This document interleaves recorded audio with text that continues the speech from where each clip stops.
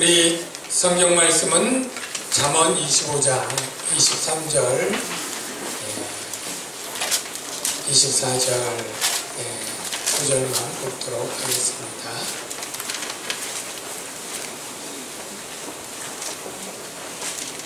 잠언 25장 23절 24절. 셀 방학이니까 조금 말씀도 좀 짧게 2절 오늘 보도록 하겠습니다. 자, 우리 같이 한번 읽어보겠습니다. 2절 시작. 북풍이 비를 일으킴 같이 참수하는 자는 사람의 얼굴에 불을 일으키느니라. 다투는 여인과 함께 큰 집에서 사는 것보다 음악에서 혼자 사는 것이 나으니라. 아멘. 잠언은 지혜의 말씀입니다. 하나님께서 당신의 사랑하는 하나님의 백성들이 천국에서만 행복하게 지혜롭게 살기를 원하지 않고 이 세상 살아가는 세상에서도 하나님의 지혜롭게 살도록 주신 말씀들입니다. 오늘 2구절 안에 어떻게 사는 인생이 지혜로운가? 라고 궁금한다면 일단 오늘 말씀을 통해 주는 지혜는 참소하지 않고 사는 것이 지혜다라는 말씀을 줍니다. 북풍이 비를 일으킨 같이, 우리나라 생각하면 안 되고요. 이 팔레스타인 북쪽은 이렇게 반달처럼 돼서 북쪽에서부터 바람이 불면 이 지중해의 습한 이 물기를 머금은 바람이 몰려오게 되고, 그리고 이 팔레스타인 고지에 부딪히면서 비가 내리게 되죠. 남풍은 열풍으로 사막에서 오기 때문에 건조하고 모래바람이 오고, 북풍은 비를 몰고 오는 것은 이 사람들이 아는 지혜이죠. 그래서 북풍이 온다? 그러면 반드시 비가 오겠구나, 이걸 아는 거예요. 이것 아는 것 정도가 지혜가 아니라 똑같이 참소하는 일이 있다, 참소가 있다? 그럼 반드시 그것 때문에 길길이 뛰고 팔짝 뛰고 분할 사람이 있다. 이게 자연적인 일이라는 거예요. 있을 수도 있고 없을 수도 있고, 북풍이 오는데 비가 올 수도 있고 안 올 수도 있다면 그렇겠지만, 북풍은 늘 비가 온다면 참소하는 일에는 반드시 누군가 분통이 터지고 흥분하고 화날 사람이 있다. 이게 너무나 당연한 것이죠. 참소, 우리 말이지만 그렇게 자주 쓰는 말이 아니죠. 참소의 특징, 일단 거짓말입니다. 거짓말. 우리가 잘못된 것을 진실로 얘기하는 것은 훈계, 책망이 될 수 있고, 그건 필요한 거예요. 지금 최순실 씨나 이런 분들 할 때 잘못을 지적하고 하는 것을 참소라고 말하지 않죠. 일단 거짓말입니다. 진실이 아닌 특징이 있고요. 이 참소는 특별히 거짓말인데 누군가를 헐뜯고 비방하는 말입니다. 그런데 이게 정당한 비평이 아니고 참된 평가가 아닌 게 특징이고요. 세 번째는 대부분 참소는 당사자에게 직접 하지 않습니다. 제3자에게 합니다. 그런데 그게 주로 또 당사자의 귀에 들어가게 돼 있어요. 왜 들어가는지 그건 모르겠습니다만 하나님이 그렇게 역사하셔요. 그래서 그것들을 사필규정하게 하는 일을 하죠. 사단이 하는 일을 참소하는 일이다, 이렇게 성경은 말합니다. 사단을 성경은 참소자라고 직접적으로 표현하고 있습니다. 계시록 12장 10절 볼까요? 자, 자막 한번 읽어볼까요? 같이 시작. 우리 하나님 앞에서 남과 참소하던 여기 보면 우리 형제들, 믿음의 사람들을 참소하던 자, 예, 곧 우리 하나님 앞에서 밤낮 참소하던 자가 쫓겨났고, 여기 밤낮 참소하던 자가 누구였습니까? 바로 마귀고 사탄이죠. 마귀와 사탄의 특징은 밤낮으로, 예, 참소하고 비방하고 고소하는 일을 하는 것입니다. 그런데 그 참소자의 결국은 무엇입니까? 부귀영화를 누리고 잘 삽니까? 하나님께 쫓겨나고 영벌에 처하는 게 그의 운명이 되는 거죠. 우리 그리스도인들, 오늘 오전 설교에도 조금 그런 비슷한 얘기, 이간 나올 때 나왔는데, 우리 그리스도인이 똑같이 참소하는 그 일을 하게 되는 순간 그 혀를 사단에게 맡겨준 것이다. 예. 불의하고 악한 일의 도구로 사용되는 것임을 오늘 다시 한번 말씀을 통해 우리가 확인해 보게 되는 것입니다. 참소의 특징은 아까도 얘기했지만 합리적 근거나 증거가 없어요. 예. 객관적 사실이 아닙니다. 대개 자기가 미워하는 사람의 미운 감정을 따라하는 주관적 감정의 판단이에요. 객관적이고 사실에 근거해서 우리가 옳다, 그르다 이렇게 해야 맞지 않습니까? 우리 그리스도인들이 일체 분별을 못하는 사람이 되어야 한다는 뜻이 아니에요. 우리가 거짓 선지자도 분별해야 되고, 비진리도 구별하고, 그리고 잘못한 것은 책망하고 훈계하고, 이게 하나님이 하는 공의이고 지혜예요. 그런데 그런 것들은 분명히 주관적 감정을 따라 내가 좋아하는 사람, 싫어하는 사람 따라서 평가하면 그것은 진실이 아니게 되겠죠. 객관적 사실과 증거에 의해서 우리가 남을 말해야 되는데, 사실 우리가 그것은 너무 힘든 일이잖아요. 예. 지금 어떤 것을 증명하는 게 너무나 심증이 있고 증거가 있어도 참 그것들이 어려우니까 이렇게 재판이 오래가고 헌법재판소도 그 몇 달이나 걸리는 것 아닙니까? 예. 그러니까 우리는 사실 조사를 하지 않아요. 누가 그렇다 그러면 정말로 그랬는지, 그 사람 불러서 대면 조사를 하든지 대질 조사를 하든지, 예? 언제 했든 스마트폰에 녹음이 돼 있는 거라도 확인을 하든지 이런 게 없잖아요. 그러니까 사실은 우리가 말하고 듣는 많은 것들은 사실은 굉장히 의도하지 않아도 잘못 전할 수 있는 가능성이 너무너무 많습니다. 제가 지금 한 얘기 있잖아요. 5분, 10분 동안 한 얘기를 누가 나와서 똑같이 하실 수 있는 분 있어요? 지금 방금 들었는데 10분 동안 우리가 뭘 들었잖아요. 네, 분명히 들었어요. 근데 저 하늘은 들었으니까 한번 제가 한 얘기를 해보십시오. 그러면 하긴 하겠지만 굉장히 다르게 얘기를 하실 거예요. 왜냐하면 사람이 듣는 능력이 굉장히 현저히 떨어집니다. 아담이 그렇게 아내에게 선악과 따먹으면 죽는다고 얘기해도 그걸 잊어버리고 그걸 속아 넘어가는 게 사람이에요. 그러니까 우리가 누군가의 누구 말을 듣고 누구 말을 할 때 원해서가 아니라 일부러 내가 바꿔서 얘기를 해야지, 이런 마음을 품지 않아도 그 능력이 부족해서 그대로 전할 수가 없는데, 보통은 그 쭉 얘기 중에 중간중간 모르는 거 있잖아요. 그 중간중간 모르는 것은 자기 생각으로 채워놔요. 왜? 잘 모르니까 일단은 빠졌잖아요. 말이 안 되잖아요. 그러니까 자기 생각으로 채워놓고 아마 이런 의도로 했겠지, 이런 마음으로 말했겠지 끼워다 놓으니까 자기가 하고 싶은 말을 바꿔서 하기가 좋아요. 원하지 않아도.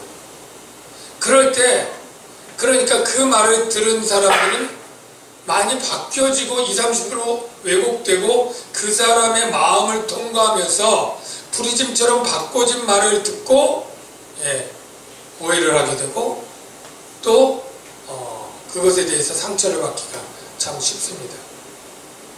그렇다고 우리가 정말 그렇게 말했느냐 아니냐 확인하지 않죠. 그리고 오해가 쌓여지는 경우가 참 많습니다. 그래서 우리가 참소하는 것을 막자, 이것이 사실은 이렇게 되어야 될 것 같아요. 야고보 사도가 말하기를 우리가 듣기는 속히 하고 말하기는 더디하라. 말을 더듬거리며 하라는 뜻도 아니고 늦게 느리게 말하는 것도 아니에요.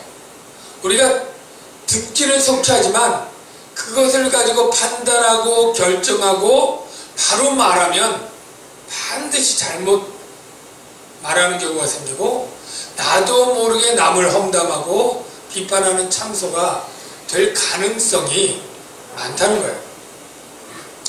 그래서 여러분 참소하지 않는 게 지혜지만 이게 참소인지 모르고 하게 되는 경우가 또 많잖아요. 그러니까 사실은 야고보 사도가 말한 것처럼 누군가를 판단하고 평가하고 하게 되는 말은 많이 하지 말라.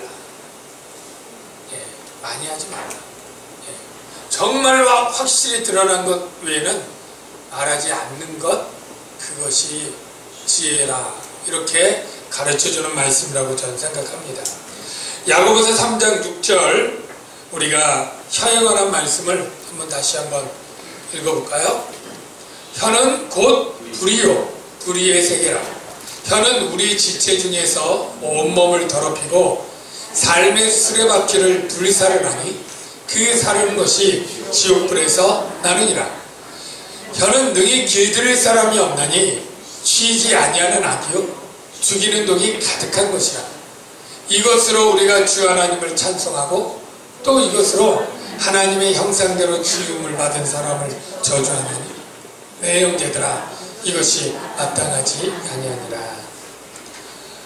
그래서 이 사람 중에 지체 중에 가장 죄를 쉽게 빠르게 질 수 있는 게 바로 혀고 쉽게 말로 짓는 죄다라는 것이죠.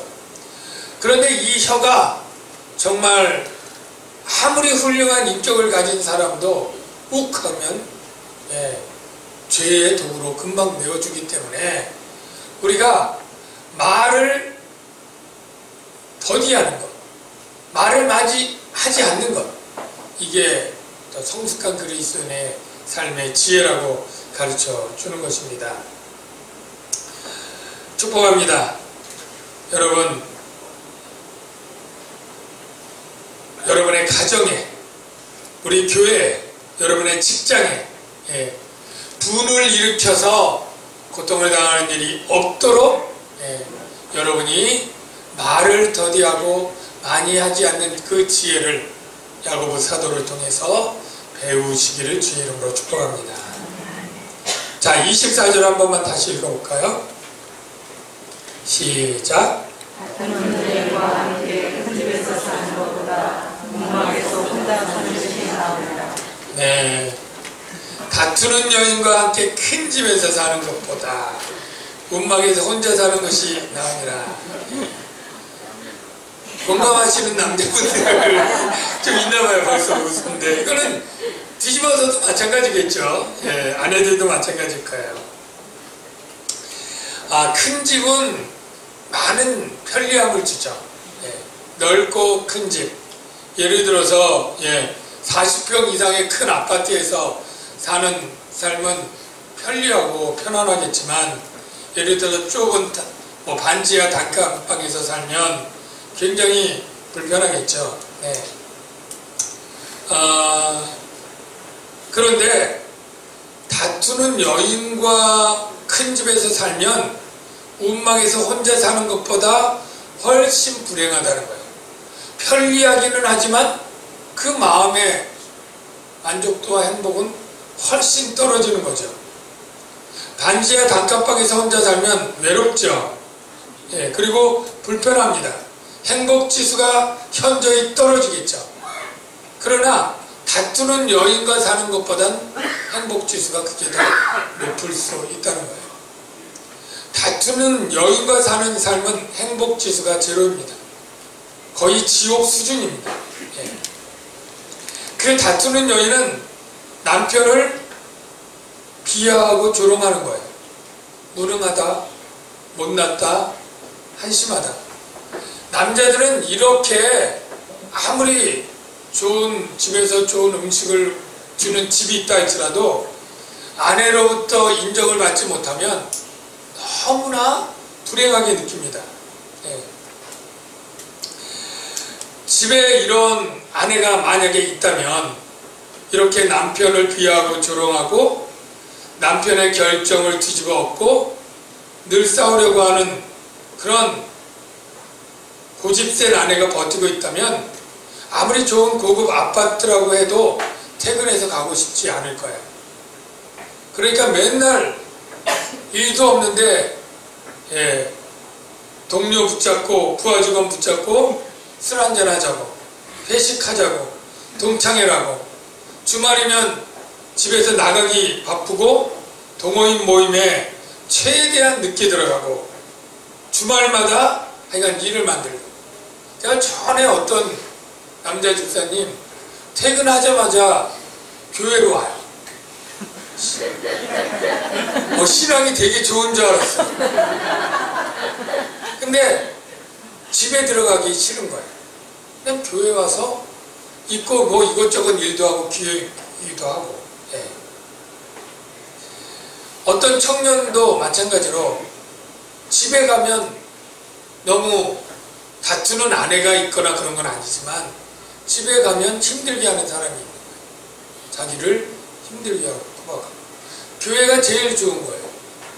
사실 어떻게 보면 그게 신앙을 증진시키는 효과가 있긴 있지만 그 입장으로 보면 굉장히 안쓰러운 거죠. 안쓰러워. 집이 하루 종일 일하고 나서 피곤을 푸는 그러한 안식처가 되려면 공간이 안식이 있어서가 아니라 거기 있는 사람이 참 위로자가 되고 격려자가 되고 편안하게 해주는 그 역할을 감당해 줘야 되는데 시설만 있고 사람은 오히려 더 힘들게 하는 사람이 있다면 정말 안식처가 아닌 것이죠. 여러분, 교회에도 마찬가지로 적용할 수 있지 않을까요? 교회도 가족이라고 하잖아요. 하나님의 가족. 교회도 하나님의 피난처고 안식처예요. 그러니까 하나님 안에 들어가면 편안해야 돼요. 예. 교회 시설도 편리하면 더 좋겠죠. 예. 답답하고 좁고 불편하면 뭐 사람인 이상 좀 넓고 쾌적한 것보다 나쁘죠. 그런데 이 모든 것을 능가해서 영향을 미치는 것은 사람이에요. 불편해도 좋은 사람이 있고 만나면 좋은 친구가 있고 이것도 뭐 술 친구인가요? 만나면 아니죠. MBC죠? 예. 만나면 좋은 친구. 그러니까 보고 싶은 사람이 있고 만나고 싶은 사람이 있으면 예. 그러면 시설이나 뭐 이런 게 중요한 게 아니죠. 예. 우리 박경륜 집사님이 정진에서 1년에 몇 번씩 올 때 참 오는 것을 가도 그만이고 반겨주는 사람도 없고 이러면 오고 싶지 않을 텐데 우리 교회 오면 우리 장로님들, 우리 집사님들, 권사님들 반겨주니까 오는 날만 손꼽아서 기다리고 그런 마음으로 이렇게 오시는 줄로 믿습니다. 예, 이제 내일 가시는데 내일 가시면서 다음에 올 거 일정을 잡아요. 다음에 이제 언제 온다. 그러니까 사실은 거기 가서 해도 여기 또 마음이 있는 거죠. 우리가 시설, 교회 시설 뭐 편하면 좋겠지만 사실 좋은 사람이 있으면 교회가 가고 싶고 그리워지고 행복해져요. 그럼 뒤집어서도 성립이 되겠죠. 아무리 하나님은 좋은데, 교회 시설도 좋은데, 거기에 가면 분이 나게 하는 사람이 있다. 아까 얘기한 대로. 분이 나게 하고, 다투는 여인과 같은 사람이 있다. 그러면 가고 싶지 않아. 가도 축도 끝나면서 집으로 오기가 바쁜 거죠. 신앙 때문에 가긴 가. 그러나 더 이상 있고 싶지 않은 거죠. 최대한.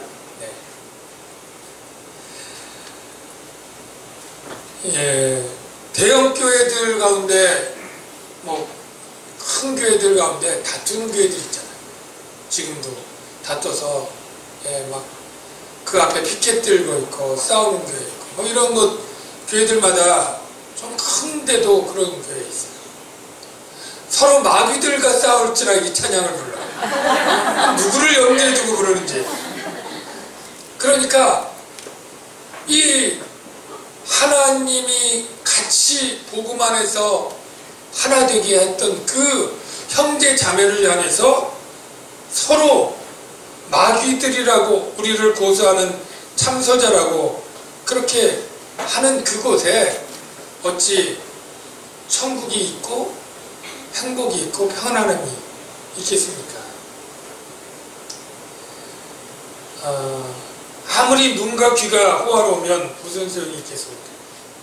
우리 이 다툼의 원인이 미움이고, 이 미움은 예수님이 살인하는 죄다 라고까지 말했는데, 우리가 십자가를 주님을 보면서 우리가 다투지 않는 교회가 되어야 될 것이다. 다투지 않는 것이 최선의 지혜로운 삶이다. 우리가 이것에 모두 아멘을 해야 될 줄로 믿습니다. 옛날부터 제가 여러 번 강조해서 아시는 분은 아시겠지만 다시 말하면 교회에서 화목한 일보다 큰 일은 없습니다. 교회에서 서로 사랑으로 하나 되는 일보다 위대한 일이 없습니다. 예수님이 주신 위대한 계명이 사랑하라 이지 않습니까? 그러니까 만일 전도하기 위해서 다퉈야 된다.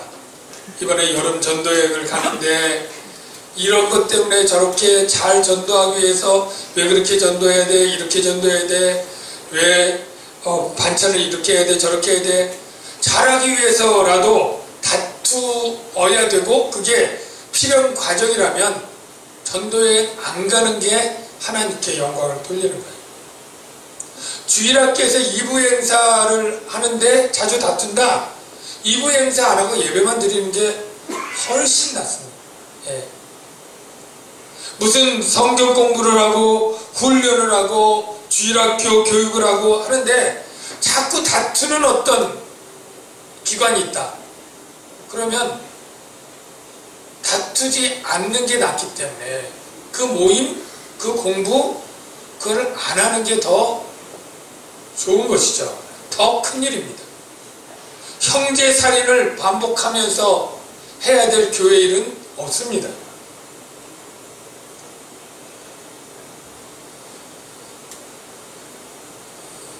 (26절) 25절은 넘어가면 26절 한번 볼게요. 26절 한 번만 읽어보겠습니다.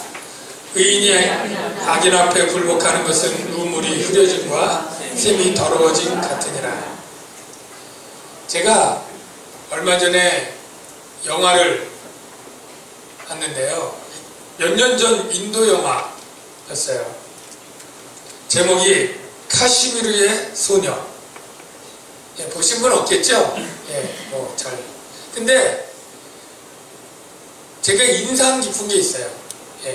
인도 영화인데 인도와 아프가니스탄은 종교적으로도 완전히 다르고 굉장히 남북한 못지않게 적이더라고요. 근데 이 파키스탄은 이슬람교 무슬림이고 인도는 잘 아는 힌두교이지 않습니까? 근데 이 파키스탄의 한 소녀가 말하지 못하는 그런 소녀로 태어났는데 그 엄마가 말하지 못하고 있으니까 벙어리처럼 말을 안 해요. 원래 못하는지 할 수 있는지 무슨 무엇 때문에 안 하는지. 그러니까 막 기도를 하는데 이 무슬림을 믿고 있으니까 가장 큰 성지에 가서 그 신에게 기도해라. 그러면 나을 것이다. 그런데 그 성지가 파키스탄에 있는 게 아니라 인도에 있네. 그래서 그 국경을 부랴부랴 간신 허락을 받고 성지에 가서 기도를 하고 돌아오는 중에 이 아이를 잃어버려요. 말 못하는 아이가 이 가뜩이나 적대국인 이 나라에 놓고 왔으니 그 엄마가 얼마나 힘들겠어요. 그런데 그러면서 기도를 해요. 뭐라고 기도를 하냐면 신께서 이 샤이다라고 하는 소녀를 보살펴 줄 사람을 인도에 보내주셨을 것이다. 이렇게 기도하고 장면이 넘어가요. 그냥 그렇게 끝나죠. 그런데 이 인도에는 아주 힌두교를 잘 믿는 이 하누만 신이라고 원숭이 얼굴을 가진 그 신을 믿는 그러한 남자가 나와요. 살만 칸이라고 하는 유명한 배우래요. 잘 모르는데. 근데 이 소녀를 어떻게 하다 만나가지고 이 소녀가 파키스탄에 집이 있고 말은 못하지만 거기 있다는 걸 알고 어떻게든 자기가 데려다 주려고 갑니다. 가는데 비자도 안 나오고 뭐 하니까 할 수 없이 국경을 넘어가요. 국경을 어떤 사람 돈 주고 땅굴 같은데 이렇게 한 돈 주고 이렇게 넘어가는데 딱 들어간 다음에 그 보초가 왔다 갔다 하니까 도망가야 되잖아요. 도망을 안 가는 거예요. 아니 그러니까 그 인도해 준 사람도 놀라고 왜 안 도망가냐고 잡히면 죽는다고. 그러니까 우리 신이 말하기를 이렇게 강교한 교활한 수법을 쓰면 안 된다. 정식으로 군인에게 허락을 받고 가겠다. 이렇게 얘기를 하는 거예요. 군인이 와서 비자 내놔라, 여권 내놔라. 그러니까 어떻게 들어왔냐. 그러니까 이렇게 땅굴로 들어왔다. 다 얘기하니까 이 사람이 어이가 없는 거예요. 그래서 그리고 이 아이를 데려다 주겠다고 하니까 이 사람이 그럼 내가 10분 동안 간 사이에 다시 알아서 해라. 대신 여기 있으면 죽인다. 그리고 10분 동안 갔다 왔는데 이 사람이 아직도 안 가고 있는 거예요. 왜 안 가냐고 그랬더니 우리 신이 정식으로 허락을 받고 가라고 했지 이렇게 몰래 가는 것은 아니다. 그러니까 그 사람이 한 번 더 기회를 주는데 다시 한 번 그러면 이제 용서하지 않겠다. 내가 그러면서 세 번째 왔는데 세 번째도 거기 지키고 있는 거예요. 나는 정식으로 허락을 받아야지 이렇게 모른 채해서 가는 그것은 우리 신의 뜻이 아니다.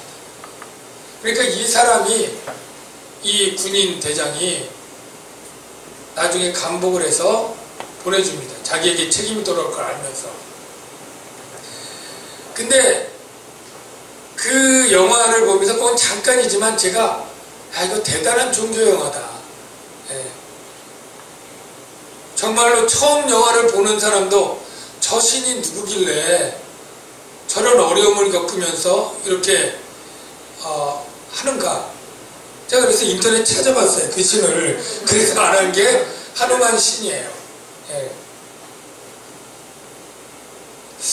우리 그리스도인들이 다른 사람 다 흥분하고 화를 내고 해야 되는데 화를 안 내고 다 자기의 유혹 때문에 거짓말로 속이고 이득을 챙기는데 정직하고.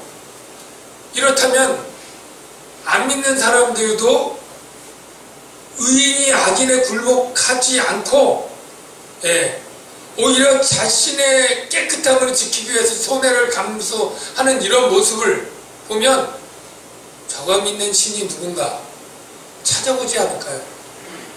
그런 생각을 하는 거예요. 저가 믿는 여호와, 예수, 기독교 궁금해지지 않겠나. 그래서 의인이 악인 앞에 굴복하지 않는 것, 이게 바로 사람들에게 감동을 주고 전도하는 일이 되는 것이지 우리의 말로만 입으로만 또 전도 말이 중요하지만 하는 것이 아닌 것을 또 지혜로 깨닫게 됩니다. 저와 여러분이 삶 속에서 정말 의인의 향기를 그리스도의 향기를 비추는 분들이 되시길 주의 이름으로 축원합니다. 우리 말씀을 생각하면서 잠깐 기도하겠습니다.